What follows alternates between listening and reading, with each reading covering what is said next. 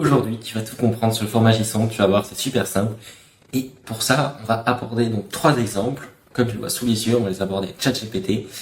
Tu vas voir, c'est plutôt simple à comprendre, surtout après ce petit tuto. Alors, je t'explique rapidement ce scénario. Du coup, on va avoir 3 cas d'usage différents. Donc le JSON le plus classique avec juste un champ, un JSON avec 2 champs, et ensuite un JSON un peu plus avancé avec plusieurs champs, donc, et qui va donc nous permettre de voir toutes les possibilités qu'on peut avoir avec le JSON. Alors, ici, donc j'ai mis un petit tool qui nous permet de voir les exemples dans l'ordre. Donc c'est un petit trigger classique, et après on a donc des filtres pour lancer différents scénarios. Donc, déjà, ce qu'il faut savoir, c'est que le JSON nous permet donc d'avoir des sorties super simples derrière à mapper dans différents modules. Et donc, quand on utilise principalement ChatGPT ou d'autres systèmes d'IA, eh bien, des fois, on peut vouloir différencier la réponse, c'est-à-dire, imaginons quand on écrit un mail, on peut vouloir avoir le sujet plus le corps du mail. Et donc, si on n'utilise pas du JSON, il faudrait 2 modules ChatGPT, alors qu'avec du JSON, on peut en avoir qu'un seul. Bon, ça, c'est super, mais comment on fait? Alors, déjà, voilà un champ simple de JSON. Donc, on a 2 accolades, une qui ouvre au début, une qui ferme à la fin. Et ensuite, on va avoir donc la catégorie, on va dire le champ, plus la variable. D'accord? Donc, ce qui va changer à chaque fois. Ici, donc, quand on parle avec ChatGPT, on va mettre les 3 petits points en général. Sauf quand on écrit du coup des mails ou surtout qu'on va interagir avec un module Google, où là, on va plutôt venir mettre disons du WP, donc en gros du langage HTML. Pourquoi? Eh bien parce que comme ça nous permet d'avoir derrière une sortie qui va être formatée exprès pour la suite Google, puisque Google comprend le HTML, et donc d'avoir des corps, des champs de texte, donc qui soient indentés, jolis, etc. Bref, nous on n'est pas là pour voir ça, on est là pour voir le format JSON, et là vous ne savez pas encore visiblement, mais on a déjà du JSON. Où ça? Bien juste ici dans l'exemple en fait. Mais qui utilise donc tout le temps du JSON. D'ailleurs, quand vous téléchargez un scénario et que vous pourrez télécharger celui-là pour tester, etc., eh bien, on utilise du JSON. Et là, c'est pareil, en fait, ce qu'on voit ici, là, dans exemple, c'est que ça, ce serait notre blague ici, donc le nom du JSON, l'étiquette, et le 1 serait la variable, donc ce qu'on a ici. Donc ça, c'est un JSON. Et nous, on va voir comment on va le faire pour que ça sorte avec ChatGPT. Eh bien, donc déjà, première chose, dans un prompt ChatGPT, si on veut du JSON, il faut qu'on l'écrive, on dit je veux une sortie au format JSON. C'est nécessaire.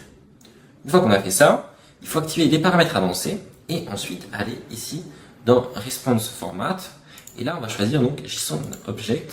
Et ensuite, nouveauté.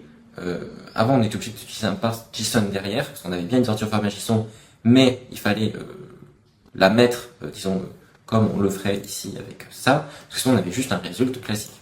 Et là, ils ont sorti une nouvelle option avec des améliorations donc du module ChatGPT et de l'API, qui nous permet donc d'avoir des sorties au format JSON qui sont déjà parsées, donc qui sont déjà correctes, et on n'a pas besoin d'utiliser un module de plus, ce qui nous permet déjà d'économiser des opérations.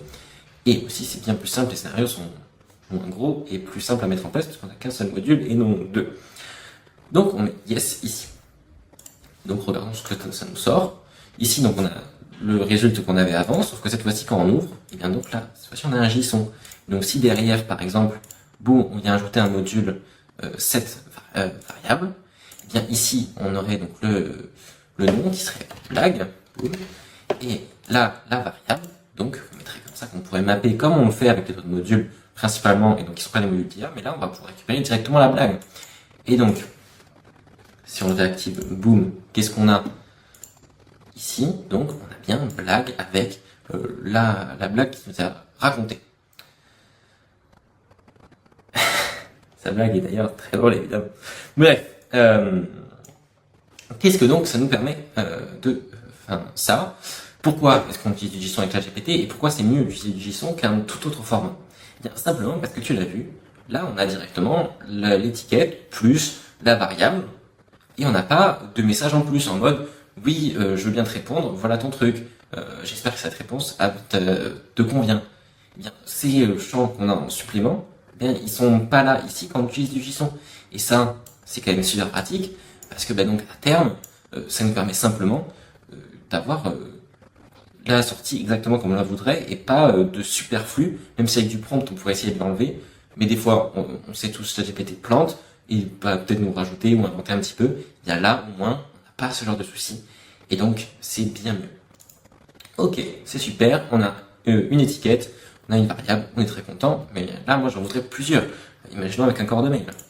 Bien, voyons voir donc la seconde partie, donc avec plusieurs champs. Si on veut plusieurs champs, simplement, eh bien, comment ça va se présenter? Comme ça, simplement, on va juste rajouter une nouvelle étiquette, donc, avec pareil, les 3 petits points, et sauf que pour séparer les différents champs, on va rajouter une virgule entre chaque, d'accord? Sauf sur les derniers, donc, où il n'y en a pas.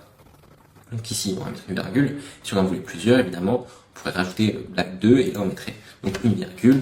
Et là, hop, on reviendrait à écrire blague 3, boum, on referme avec encore un guillemet, on vient remettre deux petits points, c'est toujours comme ça que ça se met, et ensuite on vient mettre donc les doubles guillemets de la sortie classique. Là, on met pas de virgule, d'accord? Donc là, voilà, c'est comme ça que ça se passerait, boum, pour faire donc 3 champs. Et donc ici, si on vient, on relance, qu'est-ce qu'on va avoir? Donc, un résultat avec les 3 blagues. Là, on est content, d'accord? Parce qu'on a nos étiquettes, on a nos différentes catégories, et derrière, boum, si on vient mettre un module tools avec cette multiple variable, et bien là, boum, si on va mettre blague 1, boum, on peut venir la mapper, on peut venir encore ajouter, tac, on va aller un peu plus vite, donc, blague 2, boum, on vient mettre la seconde blague, et tac, blague 3, tac, et on vient mettre la troisième variable. Donc ça nous permet simplement de venir récupérer différents éléments d'un module ChatGPT. On a vu, boum, on a les 3 éléments qui nous sortent, et qu'après on peut utiliser indépendamment. Donc c'est plutôt pratique. Ok, on a vu ça, on a vu une variable simple, on a vu plusieurs champs. Et maintenant, qu'est-ce qu'on peut réellement faire avec JSON? Pourquoi c'est super intéressant? Et finalement, on va voir un concept un peu plus complexe. Vous allez voir, c'est pas non plus très dur, mais simplement, passons donc au dernier exemple où on va vraiment déployer la full puissance de JSON. Et voyons voir ce que ça donne. Donc, ici, comment est-ce que ça se passe? Bien, c'est très simple. JSON complet, c'est-à-dire qu'on va avoir plusieurs champs, on va avoir des booléens qui vont être soit true ou false, d'accord? Et on peut avoir également, si on veut qu'il n'y ait pas de... Mettons que la sortie JSON, s'il n'y a pas de champ à remplir, eh bien on souhaite qu'il n'y ait pas de sortie, eh bien on peut mettre nul, comme ça, ça nous permet donc de ne pas avoir de sortie derrière. Et donc ça, dans un prompt, par exemple, on pourrait dire si, je sais pas moi, qu'on n'ait pas le nom du client, bien dans ce cas, à la place de remplir avec n'importe quoi, eh bien on pourrait mettre si le nom du client n'existe pas, eh bien dans ce cas, tu remplaceras dans le JSON la sortie qui devrait être normale par nul, comme écrit ici. Ok? Donc,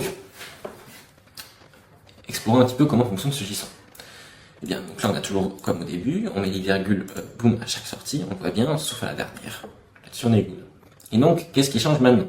Maintenant qu'on a les booléens qui arrivent, donc, est-ce que c'est de l'humour, oui ou non, d'accord? Un booléen, il faut voir ça comme oui ou non, true or false, toujours en minuscule, d'accord? Donc, cette fois-ci, vous le voyez, on ne met pas de guillemets, d'accord? Puisque c'est un booléen, c'est comme ça, on met pas de guillemets. Ensuite, pareil pour les chiffres, on met pas de guillemets, on met des guillemets en fait c'est que pour le texte et pas pour le reste. Donc, chiffres, on met pas de guillemets, booléen, on met pas de guillemets, et nul, on n'en met pas non plus, ok? Et ensuite, dernière chose, ça va être les arrêts, donc les listes, les tableaux, c'est un peu comme on veut, mais donc un tableau, ce qu'il faut savoir, c'est qu'on a plusieurs éléments dans un tableau, blague 1, blague 2, blague 3, blague 4, blague 5, d'accord? Ça nous permet aussi de, quand on ne sait pas à l'avance, justement, d'utiliser des tableaux, et on va dire à ChatGPT, tu fais un tableau avec X blagues. Donc là, par exemple, on met 3. On pourrait mettre aussi très bien 4, parce qu'on voudrait 4 blagues, d'accord? Bien, donc là, ça va s'implémenter de manière dynamique. Donc, quand on va voir qu'on va lancer, on va bien avoir 4 blagues ici, dans un tableau. Et ensuite, on va pouvoir accéder aux différents éléments du tableau. Donc, vous allez voir ce qui change avec les champs, c'est que ici, c'est dynamique. Et donc, on va voir qu'est-ce qui change quand c'est dynamique. Donc, déjà, on va se relancer ce petit module. Boum. Et donc, ici, boum, quand on va dans Result, qu'est-ce qui a changé? C'est que là, on a bien les champs comme on avait avant, d'accord? Sauf que la nouveauté, c'est que ici, on a un arrêt, d'accord? Ce qui va nous permettre donc d'avoir, hop, des nouvelles choses. Donc là, ici, 4 blagues. Alors qu'on avait mis que 2 tout à l'heure. Pourquoi? Parce que c'est dynamique. Mais attention, des arrêts, c'est des listes, des tableaux, et donc c'est un élément, il faut voir ça comme si c'était un tableau avec différents éléments et séparés d'une virgule, et qu'on peut accéder à l'élément 1, 2, 3, 4, 5, etc. Et donc c'est pour ça que vous avez bien été attentif que juste après il y a un repeater, parce que ce repeater va nous permettre d'accéder au énième élément du tableau. Vous allez voir, ça paraît un peu fou comme ça, mais ça n'est pas comme ça. Bon, déjà on va analyser le reste. On a bien le nom qui apparaît, on a bien son âge, 3 ans, ChatGPT à 3 ans, oui déjà. Bref, on a l'humour qui est bien égal à true. Ok, donc ça c'est un booléen, ça nous permettra après sur d'autres choses de mettre des filtres et de voir si c'est true ou false.